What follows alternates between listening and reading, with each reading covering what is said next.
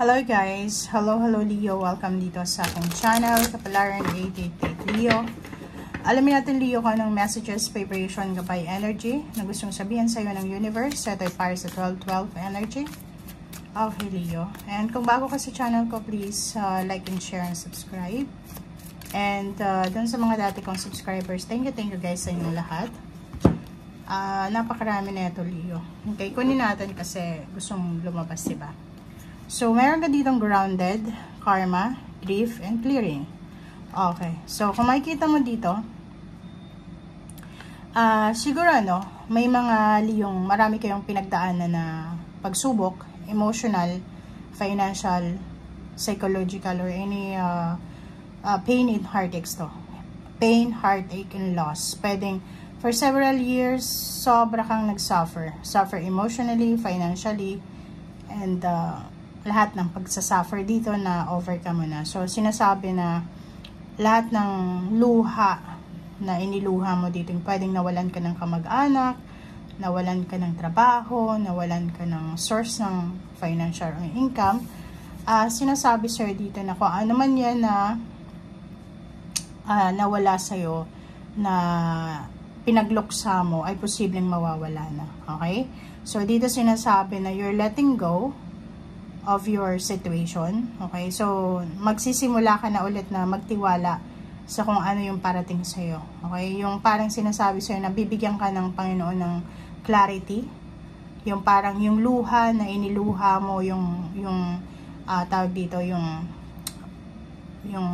tears, and then yung perspiration, yung pawis, ay may kapalit yan na karma. It's a good karma. So sinasabi sir dito na there's nothing from a past life that can't be addressed in a current life. So yun, di ba? Kung ano yung pinagdaanan mo, masakit man yan or hindi masakit, masaya, may kaakibat yan na karma is a good karma or bad karma. But sa'yo sinasabi na yung grief mo, yung pagluluksa, yung lungkot, galit, hinanakit, or anything na hindi maganda, ay posibleng mawawala na siya. Di ba? Magliliwanag yung kapaligiran mo.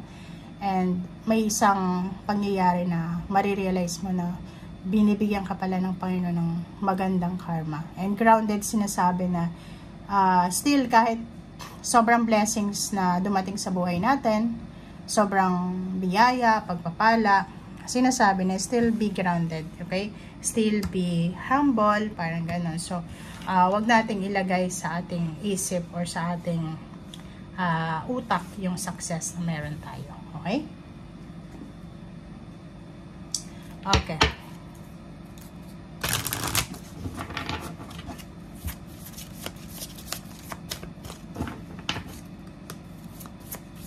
Leo. Okay, abundance. Oh, diba? So, Leo, nakikita ko sa'yo dito na ito na yung starting time. Diba? Ito na yung parang magbo-blossom sa'yo. It's abundance. So, ang daming biyaya na posibleng papasok sa'yo starting December 12. Financial, emotional. But ang nakikita ko sa'yo dito, financial to and emotional. It's either double blessing siya. Abundance, prosperity, and abundance. So, good karma. Maraming celebration. Maraming dahilan para mag-celebrate ka. Okay? Maraming biyaya. Maraming pagpapala na posibleng worth celebrating. Good karma yung sinasabi sa iyo. Okay? Ang galing na ito, Leo.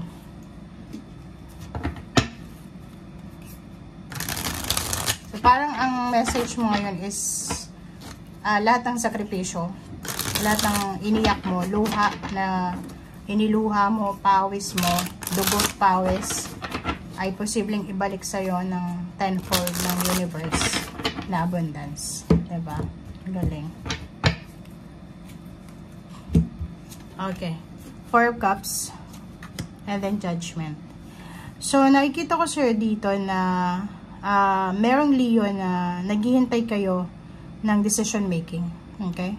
So, posibleng naghihintay ka ng decision making from someone.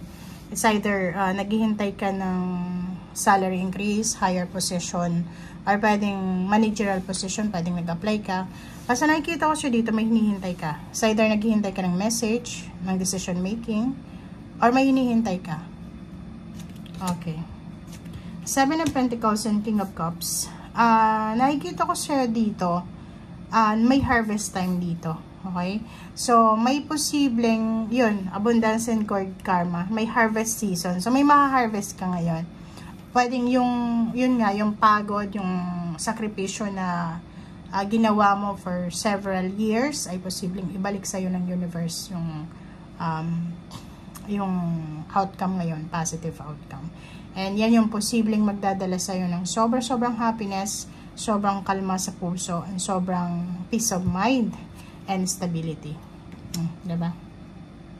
So, nakikita ko sa'yo dito na if you're planning na humingi ng tulong sa mga tao sa paligid mo, especially water sign, talagang may tulong kang matatanggap. So, yung energy ngayon ng money and blessings in abundance is balance. So, parang yin and yang, may papasok, may lalabas, and yung flow ng money is balance lang. Walang masyadong problema. Okay. And nakikita ko sir dito, magbabago talaga yung situation mo. Ito na yung starting day, 12-12, okay? So, Leo, makinig ka. Yung 12-12 na to sa'yo is nagsasabi na ito na yung simula. You're walking away from negative thoughts, negative situation, scarcity, poverty, diba? Kasi on the way ka na doon sa pagbabago, doon sa completion, doon sa achievements, doon sa happiness and fulfillment. Okay? So, kung makikita mo yung Wheel of Fortune is talagang masasabi natin na bilog ang mundo. Na hindi sa lahat ng oras nasa ilalim ka, hindi sa lahat ng oras nalulungkot ka, hindi sa lahat ng oras iiyak ka. Kasi may time din na ibibigay sa yung universe na talagang magiging masaya ka. Diba? So, sinasabi sa'yo na you're moving on, you're moving out from the Tower and from Seven of Swords. Okay? And nakikita ko sa'yo din na you're moving out from misunderstanding, from negative environment, negative relationship. So, parang fresh new beginning sa usaping money and career and relationship. Okay, so nakikita ko sa'yo dito na may good news kang matatanggap, lalo doon sa mga bagay-bagay na hindi mo pa alam. Like, maraming itinatago siguro sa'yo, posibleng makatanggap ka ng revelation sa December 12 onwards, na pwedeng magdala sa'yo ng happiness. So, ibig sabihin, merong mga happy moments, happy news na tinatago sa'yo ng mga tao sa paligid mo. And then, out of the blue, biglang makikita mo na marireveal yun sa harap mo. Okay? Justice. Woo! Mayroon ditong mga Leo na pwedeng mag-sign ng contract. It's either new job contract, okay? New career. Or pwedeng may ihahanda kang papeles. May pwedeng pera galing sa bangko na pwedeng makuha mo. Meron ditong pera na pwedeng utang sa'yo na magbabayad sa'yo. Be careful lang kasi maraming nakapaligid sa'yo. Lalo na yung Capricorn. Mag-iingat ka kasi posibleng isang Capricorn ang maging dahilan para hindi matuloy yung mga contract signing mo, paperworks, documentation, relocation, travel, or ano pa man. So, yan guys ang sinasabi ng Baraha Leo. Thank you for watching. Bye!